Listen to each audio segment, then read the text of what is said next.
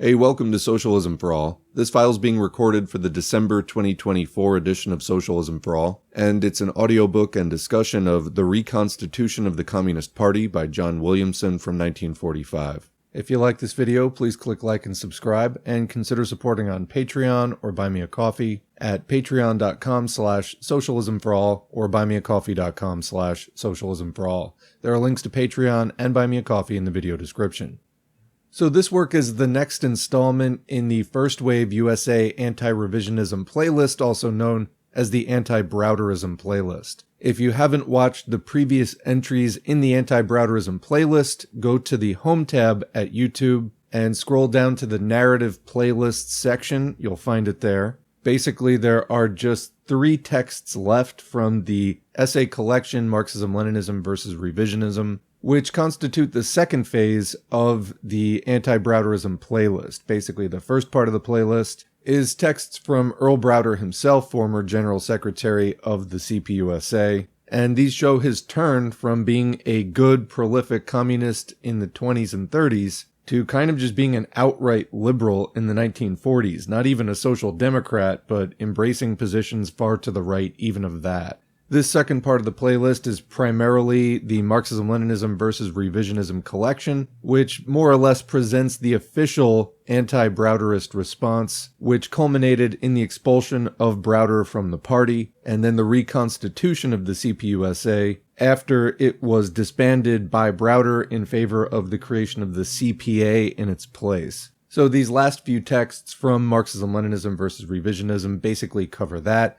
And there's sort of a lot of, self-congratulation as the CPUSA gets back on its feet. But as we will cover in Phase 3, which we're probably not going to start until like July or August 2025, there were still a number of responses which were critical even of the official anti-Browderism restoration of the party. There are a lot of really interesting anti-revisionist texts that we're going to cover then, and we'll add to the playlist, so keep an eye out for those next summer. In the meantime, let's get into the Reconstitution of the Communist Party by John Williamson, which was a speech delivered at the same conference that the last text, William Z. Foster's The Struggle Against Revisionism, was also delivered at. Introduction. The aim of the Constitution Committee has been to make all the necessary changes to bring the Constitution into accord with the principles of a Marxist political party of the working class. The proposed recommendations for changes in the Constitution are as follows. First, we propose to add 20 new sections that deal explicitly with many questions we consider necessary to ensure the proper functioning of our party and especially to guarantee the full participation of the membership in the work of the party, clearly defining the rights and duties of the members. Secondly, we propose the deletion of 3 old sections which, in our opinion, are not in accord with the effective functioning of our organization. Thirdly, we have made additions to 5 existing sections. And finally, we have strengthened 8 and reformulated 3 of the existing sections. Each of these you will note as we go along. Name and purposes. The first 2 articles dealing with the name and purposes are obviously of prime importance. Our Constitution must reflect in the proposed name and purposes the distinguishing character of our organization, namely that it is the Marxist political party of the working class. As you will note, we definitely propose changing the name of the organization to Communist Party. We recognize that the change of name from Communist Party to Communist Political Association in May 1944 was basically incorrect. We say this not because a Marxist political party of the working class must at all times have the name party. In the circumstances of May 1944, however, the change of name was fundamentally unsound and incorrect, because it had its origin and motivation in our revisionist policies. Here, for instance, is what Earl Browder gave as the reasons for dissolution. Quote, "The communists foresee that the practical political aims they hold will for a long time be in agreement on all essential points with the aims of a much larger body of non-communists, and that therefore our political actions will be merged in such larger movements. The existence of a separate political party of communists, therefore, no longer serves a practical purpose, but can be, on the contrary, an obstacle to the larger unity." That's quoting from Browder's Tehran, Our Path in War and Peace. This meant destroying the whole concept of the indispensability of the Communist Party as an independent political force. This meant the liquidation of the political and organizational role of the Communists. Precisely because the dissolution of the Communist Party symbolized our revisionist errors, we definitely propose returning to the name Communist Party. It is our firm conviction that 1. The question of re-establishing the name and form of Communist Party is a question of principle connected with the proper role and functioning of the party. The necessary political and organizational corrections that we must accomplish will definitely be aided by resuming the name Communist Party. 2. It is necessary to resume the name Communist Party to restore the correct Marxist concept and role of a vanguard party of the working class. And furthermore, 3. It is necessary to complete in all its aspects, including the name, the job we are doing at this convention, thus leaving no room for further speculation and any unfinished business. As to the purposes of our Communist Party, these are outlined with precision in the completely rewritten preamble, which will be presented later since it is still in the hands of a subcommittee. Let me merely reiterate certain prerequisites of a Marxist party. 1. The party must constitute itself and function as the vanguard of the working class. Some people think that we can fulfill our vanguard role today by merely reflecting and putting into more precise and correct form what the democratic masses are thinking. Obviously, this is not correct. This does not mean giving leadership to the mass movement, for it can only result in tailing behind the mass movement. While we must constantly feel the pulse of the people and remain an integral part of the mass movement, we can never forget that the party, as one of the Marxist classics emphasizes, quote, cannot be a real party if it limits itself to registering what the masses of the working people think or experience, unquote. In fulfilling the vanguard role of the party, we must be able to project ideas often yet not fully accepted or understood by the masses, and do so in such a convincing and effective manner that we can influence labor and the people to accept them as their own. We must constantly strive to develop the political understanding and consciousness of the working class. We must at all times maintain an independent position aimed at influencing in the first place the most decisive force within the nation, the working class, while vigilantly criticizing and overcoming hesitations and vacillations within the camp of our allies.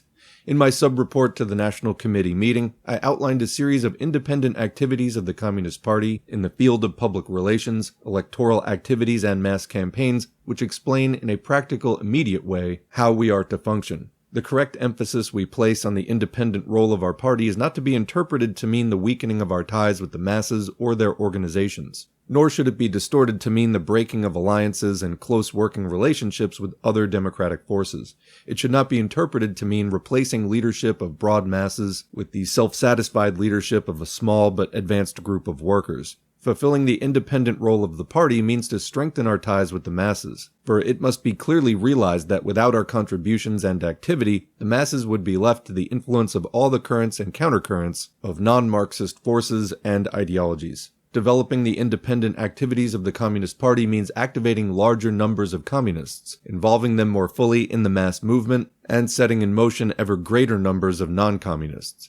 In its broader and more fundamental aspects, the essence of the whole concept of a vanguard working class organization is that we become more and more the party of the working class, in fact as well as in program, helping to free the working class of all bourgeois influences and ideologies, strengthening its unity, organization, and class consciousness. In the past, people always had respect for us as a pioneering organization, a trailblazer, an organization which always raised and defended the needs of the working class while cementing ever closer ties with the whole mass movement. People had respect for us as an organization of action, an organization that got things done. While individual non-communist leaders might like us to limit our activity to that of political advisors, the masses of the people, and first of all the workers, see in the Communist Party an organization of struggle. That concept must be fully re-established again in the months to come. 2. The second prerequisite for a Communist Party is the mastery of Marxist-Leninist theory. Let's say that again. The second prerequisite for a Communist Party is the mastery of Marxist-Leninist theory. This may appear a truism, yet it was in the name of Marxism that we entered the road of revisionism. During these last 18 months particularly, we fell victim to a superficial understanding of Marxism. We repeated that Marxism is not a dogma but a guide to action, and that Marxism needs enriching and developing, but we forgot that to master Marxist-Leninist theory means above all to assimilate its substance. We neglected the substance and clung to the appearance of the letter. Without the rudder of substance, we swam into the revisionism that we discussed and officially acted upon yesterday. In emphasizing that we adhere to the principles of Marxism, we should never forget that this means A, that we must fight untiringly for the everyday interests of the workers and all other oppressed sections of the population, that we must give consistent leadership to the national struggles of the Negro people and the struggle for the liberation of the victims of U.S. imperialism, B, that the working class, upon which the Communist Party bases itself, is the bulwark and most consistent champion of democracy, the nation, and social progress, and that therefore the organization, unity, and independent role of the working class is in the interest of our nation. C, that while carrying forward all the democratic traditions of our country and the fighting traditions of the working class of all nations, we always keep before the masses the aim of socialism as the historic solution of the contradiction between the social character of production and the private ownership of economy by a small group of monopolists. The effort to understand and master Marxism is not just a task for the leadership, but a necessary task of the entire membership. We must achieve the understanding that the higher the political level and the Marxist-Leninist knowledge of our members and cadres, irrespective of whether they be party functionaries or active in trade unions, the more effective will be the result of their work and leadership. Let us never forget the emphasis of Lenin that, quote, the role of the vanguard can only be fulfilled by a party that is guided by an advanced theory, unquote. However, this is not the first time that we have said this, and merely to repeat it, even under the circumstances of today, does not in itself give us the guarantee that our organization will meet this test. To fulfill this objective will require that we break with the historic underestimation of the real significance of Marxist theory within our ranks, so crassly demonstrated in the recent past. It will mean, furthermore, that practical measures must be adopted of aiding our membership and leadership in their day-to-day activities to equip themselves with the science of Marxism-Leninism. 3. The third prerequisite is that the Communist Party must understand that the determining factor in all our organizational and educational work is to help influence and lead the workers and the people in struggle. Organizational work is not some inner activity, but is directed essentially toward the strengthening of our ability to influence and lead the masses in their activities and struggles. Educational work is not mere study groups, established for the sake of study, but is aimed at equipping our members with the knowledge and experience to know how, in the course of all struggles, to adopt the most effective strategy and tactics, helping the workers themselves to arrive at a correct understanding of the questions involved. Commenting, that is exactly why we're doing this channel. The point is not just to know this stuff so you can win arguments, it's so that we can win the struggle to end capitalism. In other words, to do the work before us that needs to be done, with a minimum of trial and error. Continuing, agitational work is the ability to speak, to write, to formulate demands that will rally masses in struggle. Training of cadres is to make available to the working class the most experienced, tested, trained, and loyal leaders, so as to have the greatest possible assurance of victory over the enemies of the workers and the people. 4. The fourth prerequisite for a communist party is to have firm roots in the working class and to guarantee that industrial workers comprise the majority of its members. Successful leadership and ability to influence the course of our nation require above all that we maintain and greatly extend our ties with the working class, especially in the basic industries. I understand that some people have posed the question somewhat in this manner. Under Browder's leadership, we became a political force and influenced the life of our nation, but under Foster's leadership, we will merely be a sounding board for the working class sentiments. Obviously, this is wrong. Under Browder's leadership, as a result of our liquidationist practices, we became less an influence in the nation than before, precisely because we weakened our connections with the most important force within our nation, the working class.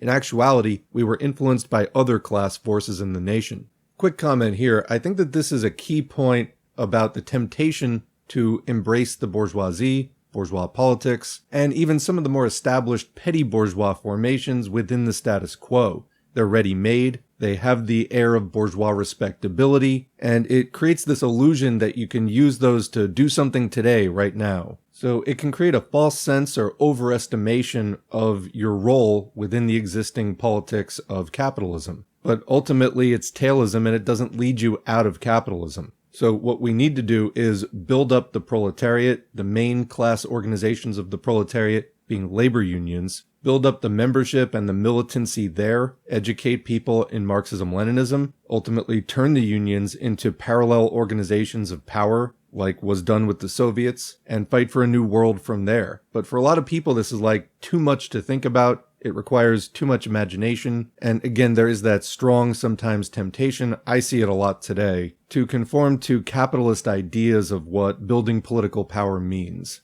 Continuing, to influence successfully the political life of the nation, the center or gravity of the communist organization should be in the main cities, and especially in the centers of large industry. This means our strongest roots must be among the industrial workers, particularly in the steel, auto, coal, marine, electrical equipment, shipbuilding, and metal industries. This is not so today. Being slow in recognizing changes in the situation and failing to quickly adjust our slogans and tactical line to new problems and conditions, we many times, even if only temporarily, forfeited leadership to the Ruthers, a reference to Walter Reuther, the head of the UAW, and other radical phrasemongers. However, the party has great reserves among the workers of basic industry, and if we work correctly, we can win their confidence and reestablish our leadership. Members' rights and duties.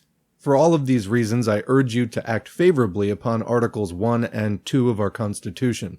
It is precisely by this action now that we will be acting upon the expressed will of our membership to change the name of the present organization, the Communist Political Association, to the correct name, the Communist Party of the United States of America. I propose now to comment on the next two articles, 3 and 4. These deal with membership and the rights and duties of members of the Communist Party. We cannot be satisfied with the correction of our program and policies alone. An understanding of our errors also must reflect itself in a development of communist consciousness expressed in greater activity, better attendance, and larger participation at club meetings, with the membership everywhere helping to hammer out policy and fulfilling our new responsibilities. Acceptance of program and policies is only the expression of the will to become a communist. The first condition for carrying out the program is participation of all the members in the daily work of the party. While recognizing that there can be no equality of service and activity, the Communist Party must strive to have within its ranks only really active members. Every member must find his or her place, however small the contribution, in the overall picture of activity. This, of course, should not be distorted to mean withdrawing members active in mass organizations for community mass work, important as that may be, or far less for some inner club activity.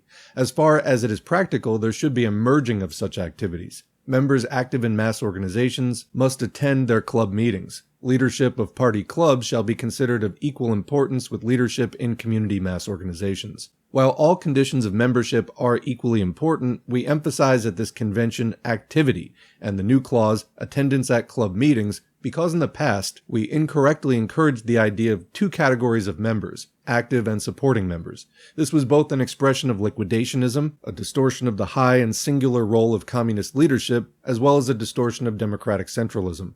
Attendance at club meetings for all members, and not just 30% as in the past, is indispensable if we are to have an active membership under organized political direction. This also requires that we correct the exclusive emphasis placed on the purely educational activity of the clubs.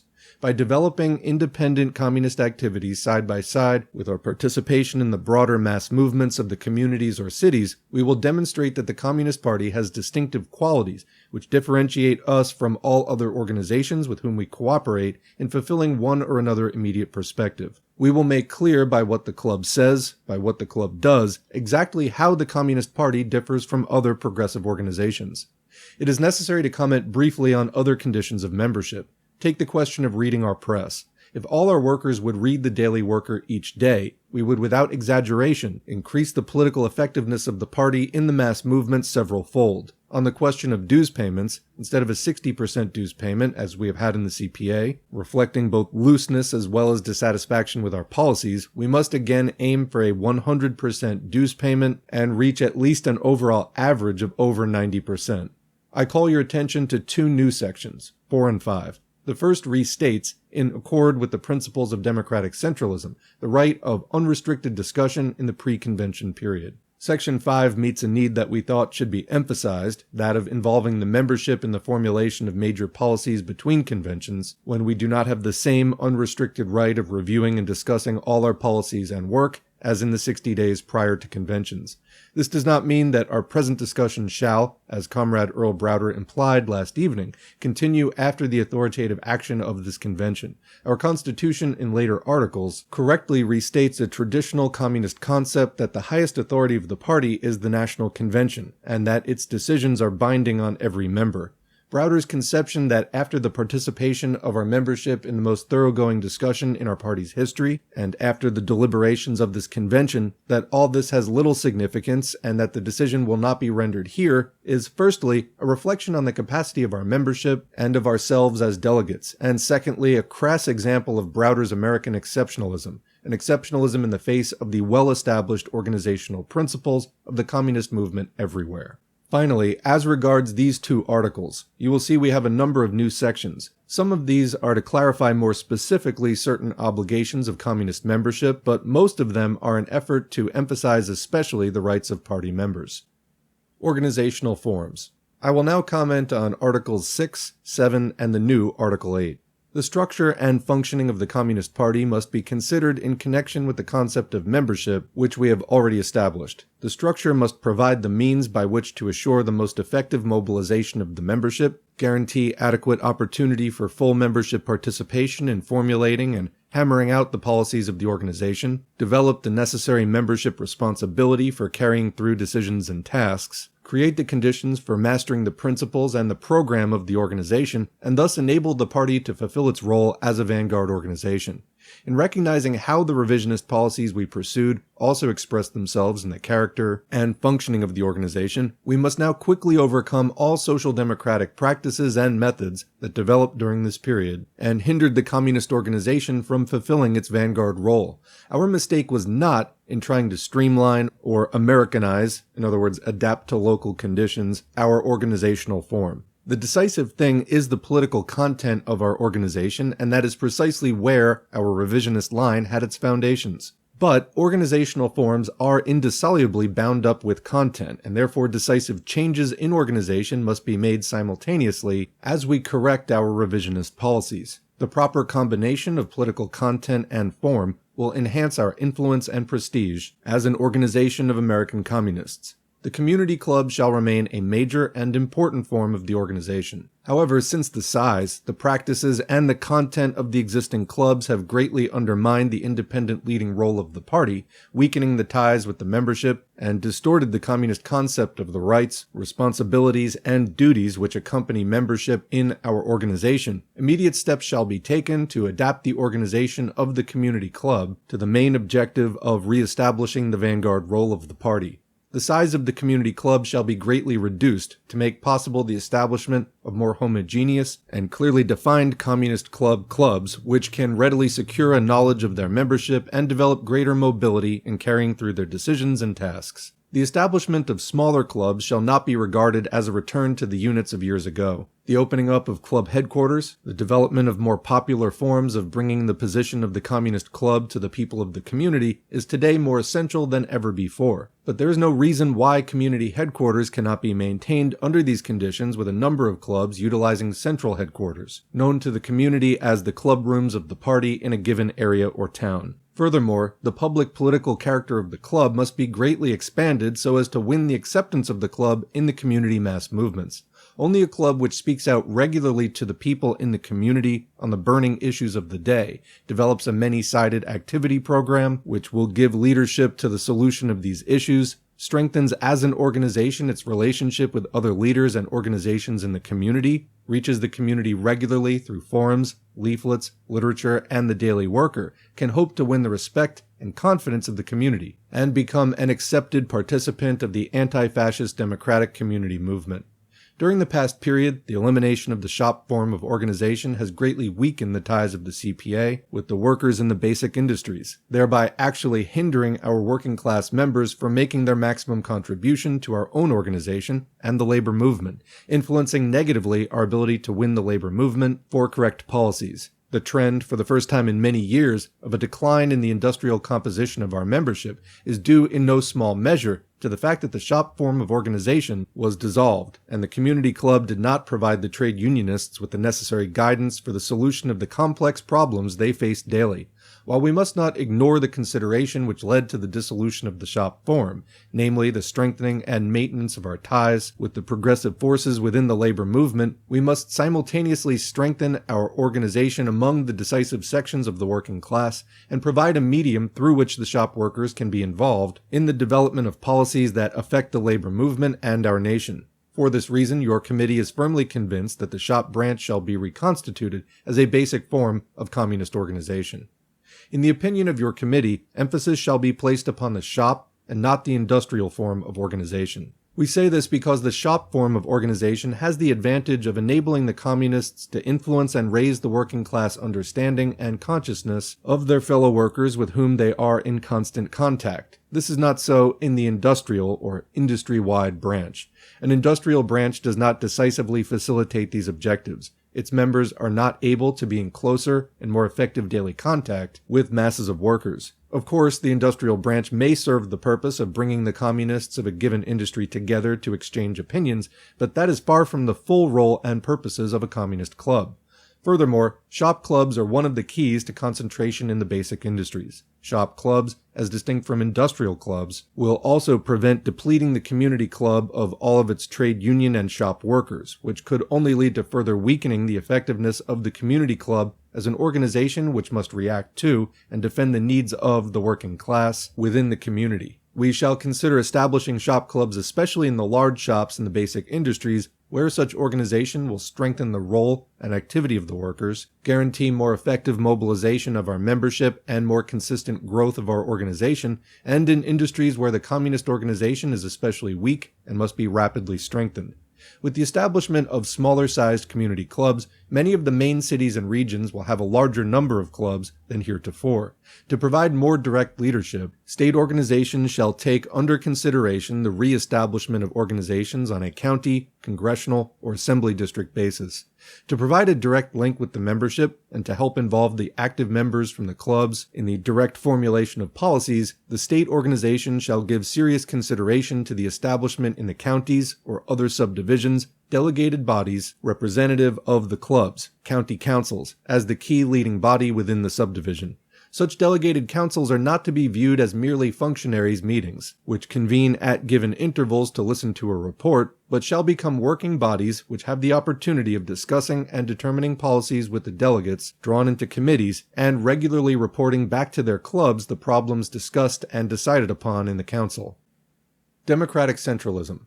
Because we erred so heavily in neglecting the time-tested communist principle of democratic centralism, we must emphasize that these principles are embodied in Articles 6 and 7. Let me restate briefly our concept of democratic centralism.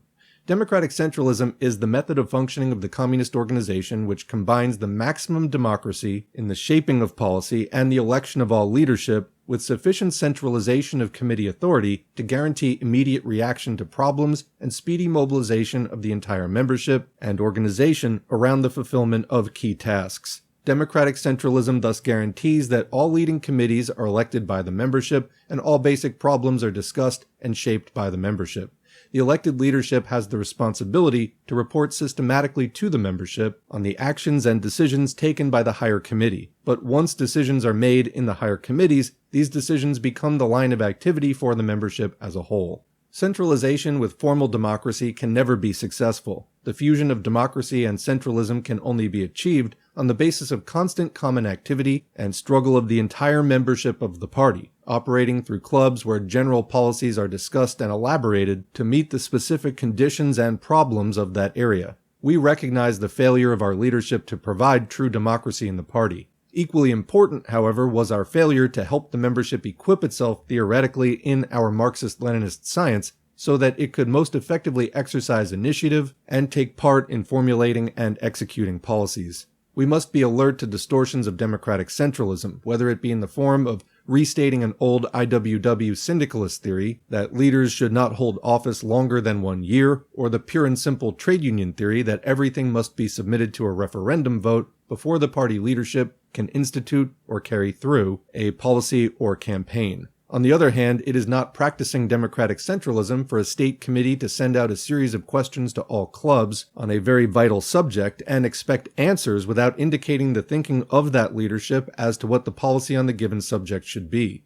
Much has already been said about methods of leadership. Suffice it here to emphasize that in the Constitution we place before you, we propose that the National Committee shall meet at least 3 times a year, instead of permitting a lapse of 10 months, as was the case between our 1944 convention and the first meeting of the National Committee elected there. Policies shall be worked out in consultation with the key communists concerned, even if they are not on the committee. New major policies shall be brought to the membership for discussion. Efforts shall be systematically made to recheck the correctness of policies through the National Committee members having close contact with the members in key shops, basic industries, and decisive areas. A committee system of work involving most of the members of the National Committee shall be established. The most important weapon in improving both the policies and the functioning of the membership and leadership of a communist party is that of self-criticism. Only an organization of communists can make skillful use of this important weapon and not injure itself. It is well to recall the experiences of the CPSU, Communist Party of the Soviet Union, on this question as stated in the history of the CPSU, quote, "A party is invincible if it does not fear criticism and self-criticism, if it does not gloss over the mistakes and defects in its work, if it teaches and educates its cadres by drawing the lessons from the mistakes in party work, and if it knows how to correct its mistakes in time. A party perishes if it conceals its mistakes, if it glosses over sore problems, if it covers up its shortcomings by pretending that all is well, if it is intolerant of criticism and self-criticism, if it gives way to self-complacency and vainglory, and if it rests on its laurels." Unquote. Many of us, including myself, who used to know and use effectively the weapon of self-criticism, began to commit precisely the things warned against in this quotation. I think the entire party will watch carefully every leader to see that their future actions square with their words. Let me call your attention to a different concept of officers proposed in this amended Constitution. The old Constitution provided for the election of officers by the state and national conventions. We propose that the state committees and the National Committee shall elect not only their executive board, but all the officers they deem necessary. The Constitution indicates by name only the post of chairman, leaving the balance of officers to be decided upon by the National Committee and each state committee, although it is clear that several secretaries and a treasurer will be needed in every case. This concept of leadership emphasizes that the authority rests in committees and not in individuals. It builds upon the premise of the collective, rather than the individual officers. It makes the officers responsible to the committee, with the committee having authority to change officers without waiting for a convention. This works out for a greater democratic practice. It is the practice in all other communist parties. Lastly, we have added a new article entitled National Review Commission. Section 1 of that article thus explains its purpose. In order to strengthen, as well as review, the integrity and resoluteness of our cadres, to guard against violations of party principles, to maintain and strengthen discipline, to supervise the audits of the financial books and records of the National Committee of the party, the National Convention shall elect a National Review Commission. Suffice it to add that during this past period, when there was great looseness in organizational concepts and functioning, there was also a complete dulling of all vigilance. Numerous problems exist or have arisen that have never been followed through. With proper alertness, serious consequences could be averted by preventative methods.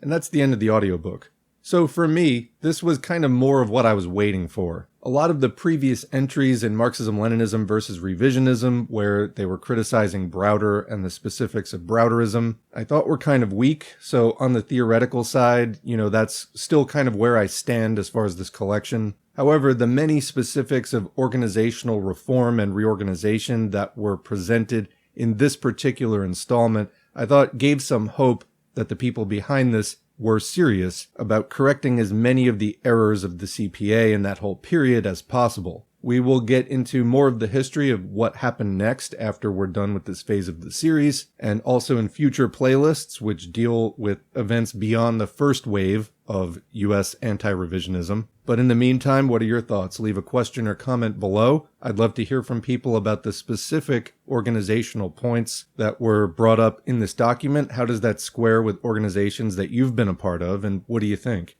Otherwise, thanks for listening, and thanks to the current patrons and Buy Me a Coffee supporters whose names are on the screen. If you'd like to get your name on the screen, head to patreon.com/socialismforall or buymeacoffee.com/socialismforall. You can sign up for a few dollars a month or more, whatever you see fit, or you can make a one-time donation easily through Buy Me a Coffee. Every contribution is encouraging, they're also materially helpful, and allow me to spend more time on this channel than I would be able to do otherwise. Also, thanks to the many people who send in story ideas and reading ideas, that has helped to enrich the channel over the years that we've been doing this. Finally, as we mentioned in the reading, the whole point of this is to enrich the left as it exists now and as it will exist in the future, so make sure to apply this knowledge by getting involved in your local left, networking with other people in your area, finding out more about projects that are going on so that you can get involved in the class struggle where you live. Thanks again, and we'll see you in the next video.